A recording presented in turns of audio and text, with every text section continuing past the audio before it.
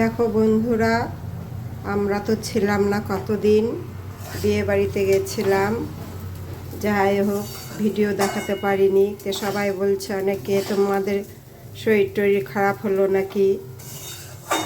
তাই বললাম না, আমরা ছিলাম না, বিয়ে বাড়িতে গেছিলাম। তো এসেছি কালকে। তো আমার এই যে এক দেওর পোলাও খেতে চেয়েছে। তা আমার বৌমা পোলাও করছে।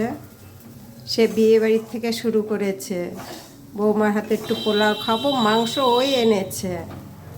এই যে একটু পোলাও করছে।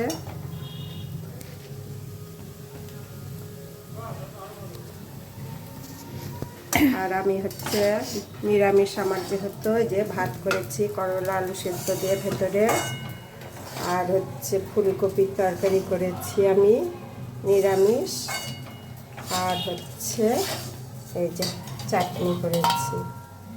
এটা আমি তো ওগুলো খাবো না। এই যে করছে পোলাওটা।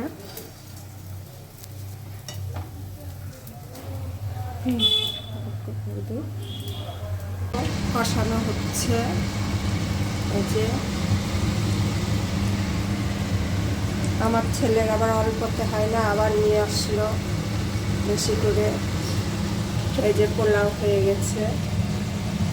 আজকের এদের দুপুরের খাওয়া দাওয়া বৌমা রান্না করলো।